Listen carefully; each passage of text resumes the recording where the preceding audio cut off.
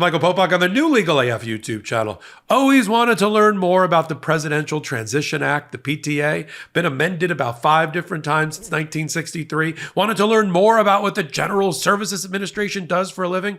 Well, unfortunately, you're going to have to know about it now because somebody's not playing nicely in the sandbox. Somebody is peeing in the sandbox, coloring outside the lines. Guess who it is? Donald Trump and his presidential transition team, headed by a Wall Street titan and the head of the World Wrestling Federation. They have failed to sign 3 required agreements to allow for a peaceful transition, jeopardizing our national security. Now let's do a deep dive. What am I talking about? Why is this important? Why, Popok, do I even have to know about the GSA? Tell me why. All right, here we go. Ever since 1963, after the Kennedy assassination, Congress thought it was a good idea to put a rule on the books about how to transfer power and how to transition power from one party to the next. Or, in the case of a winning party getting re-election, transition there too. But more importantly, when there's a change in power. And Congress had to get involved to put a law on the books, even though, technically I'm not sure that's a proper checks and balance of our 3 co-equal branches of government, but let's leave that for another hot take. Let's assume for the purposes of this hot take, Congress has the right to dictate how power is transferred from an incoming president, from an outgoing president. Let's just assume that. Again, I'm not sure that's correct, but let's say they are. So they passed the Presidential Transition Act and they put at the top of that food chain the General Services Administration. That's why 4 years ago, when Donald Trump wanted to take his practice ball and go home, even though the game was still being played, and he refused to recognize that he had lost the election and didn't want to transfer power, of course, that meant we were all in jeopardy and our national security was at risk. He leaned on the then head of the GSA, and she refused to enter into the appropriate agreements and recognize or acknowledge or ascertain, as the term was used at the time, that Joe Biden had won. So Donald Trump got a little bit of a mini victory because for 3 weeks, the Biden administration was locked out of the White House effectively and couldn't start their transition, couldn't start their vetting, couldn't start their hiring process, couldn't get access to top secret information in order to do this peaceful transfer and transmission. Also probably because Donald Trump was busy packing up top secret information and putting it in his Suburban and driving it to Mar-a-Lago for another hot take. So Donald Trump is no stranger to how to F with the Presidential Transition Act and how to F with the General Services Administration and their head. And he's doing it all again.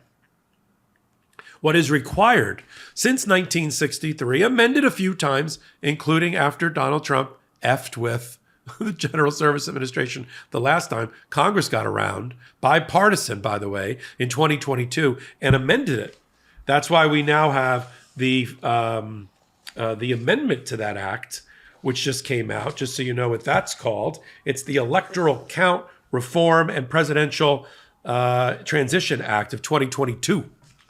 And that lays it out. It first requires it no longer requires the General Service Administration head ascertain who the winner is. It's not up to her to ask, I think Donald Trump may be right about some of that fraud. No. I don't know why, by the way, I made her voice or his voice Foghorn Leghorn from the old Warner Brothers cartoons, but I did. So no, forget that. Congress ascertains. Congress certifies the results of the election. They declare ultimately the winner. So what they're going to do is they're going to take the GSA head out of the running. Basically, he or she has to recognize both parties if there's a dispute. And until that dispute is resolved through Congress, through the Supreme Court, they give both parties, the outgoing and the incoming elect, equal access to all the resources, all the office space, the technology, the money, millions and millions of dollars apiece for transition plans. And once they sign the ethics code and they sign the classified documents code and agreement under this memorandum of understanding, MOU, then they can start that peaceful transfer. And we want that to start early, not in the last 30 days, 2-3 months ago. Not because we want to acknowledge the chance that Donald Trump could win. Nobody wants that. But if he were to win, we want to make sure that the American government is not placed on its back foot, on its hind leg, and being compromised because of the mad scramble of the Biden administration and the Trump incoming administration passing each other in the middle of the night and not talking to each other. We saw that already with Joe Biden being locked out with his nose pressed up against the glass, like a puppy trying to get adopted at Christmas. Trump wouldn't allow the peaceful transfer of power the first time. So there's all these requirements. Now, once you play nice in the sandbox, which again, Donald Trump is not doing as of today, you get all sorts of goodies. Yeah. It's like a swag bag for the incoming president. You get $7 million. It's like Price is Right. You get all the office space and technology and other things that you need. You get access to all the documents. You get to look at the war room. Oh my God, I feel like I'm doing a Dr. Strangelove. Don't let him see the war room. You get access to all that, and you get to interagency-wise. You get to talk to the various agencies. You might want to have a conversation, your people, with the State Department, with Blinken and his people, with the CIA, with the FBI, with all the other pillars of our government, the Treasury Department, the Commerce Department, right? The Department of Justice. You might want to have a conversation with them in order to get ready to take over. Like, get the owner's manual, find out what they've been working on, find out what is keeping us up at night or what's keeping them up at night. No, Donald Trump doesn't want any of that. I'll give you at the end of this my rationale for that. I think it's pretty obvious. But even in the most recent Presidential Transition Improvement Act, the PTIA, amended it to specify the criteria that everybody's got to be treated equally if there's an election fight, if you can't figure it out. And then you get, once you sign the MOU, you get all those swag bag goodies. And you get access to the database, and you can vet and have background checks run of all the people you're bringing into government. Remember that note. And all those leaders. Now, why doesn't Donald Trump want to sign the Memorandum of Understanding?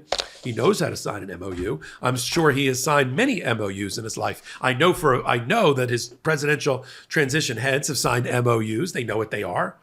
And the fact that they're not doing it is on purpose. Why? Because they don't need to vet through the GSA or through the official process any of their people to fill the thousands of positions in government, because they have no intention of doing that. Why? They're using Heritage Foundation 18,000 person database and the couple of hundred people at the top of that in leadership positions. It's being put to them on a silver platter and delivered by Leonard Leo through the Heritage Foundation. Boom. That's the Project 2025 October surprise. If you don't believe me, go on project2025.wtf, a website created by our collaborators on Legal AF MTN, the new channel, Court Accountability. So they don't need their lousy databases. They've got it. They don't need the government's lousy background check process. They're using their own. They're already vetting through Heritage Foundation, through those databases, these people. They don't need their $7 million because they're raising 2 or 3 or 4 or 5 times that in dark money that they're going to use for their own transition. They don't want to sign an ethics code. They don't want access to the top secret documents. Donald Trump still has his top secret documents, I think, from Mar-a-Lago. But that's why. So at the very last minute, I thought we were in the very last minute. We're already less than 30 days to go. When is he going to do it? Like 48 hours before? He's going to give it 2 weeks notice and then come running in case he wins? I mean, this is just mind-boggling. But they haven't signed it, and they're not going to sign it until the very end. And they're going to jerk around with the presidential transition, and they're going to thumb their nose at Congress and the American people because they can, because no one holds them accountable. We're trying to, right? Sunshine is the best disinfectant. We keep bringing it to your attention to motivate you. If you're not all ready to vote on November 5 or before, depending upon your state, register to vote if you haven't already. First time vote if you haven't already. And vote blue up and down the ticket. I can't express to you enough, for instance, how many of these things would be put to an end, would be put to rest if we had a strong, reliable judiciary, federal judiciary with integrity. But we don't. They've been hollowed out. They've been co-opted. Each federal judiciary appointed by and confirmed by a Republican like Trump is just... is just a puppet, a meat puppet with a rubber stamp. Think about that imagery. Whatever Donald Trump wants, sounds good to me. Let's do it. And you got a Supreme Court that's supposed to be the last firewall for our democracy, who's abdicated that responsibility completely. But you can do something about it. Call to action time. I'm not the Grim Reaper. I'm here to tell you what you can do because you got time on the clock to do it. If Kamala Harris wins and becomes Madam President, doesn't that sound lovely? She can reshape the Supreme Court in a number of ways. Firstly, she's going to get a couple of appointments because historically they always have. And if she gets 2, and there's a chance, given age and resignations, she could get 2. If she takes 2, the court becomes 5-4 the other direction, center left. That's probably a good thing. And the federal courts below also get confirmed with a blue Senate, right? And make sure we lock in for a generation judges that we can rely on and trust to protect our civil liberties and our rule of law. That's what you got to do. It's the courts that would ultimately hold Donald Trump accountable for not properly peacefully transferring and peacefully transitioning power. That's the final stop on the train. But we have to make sure that the right people are in those positions, and we got to make sure we got judges that are in place by the Democrats, the only party left. The other party has left the building. Elvis has left the building. There's one party left to protect democracy. I'm sorry, it is. It's the Democrats. We don't even have a two-party system at the moment. We got a one-party system and a cult that's hijacked a legitimate party that used to be called the GOP or the Republicans.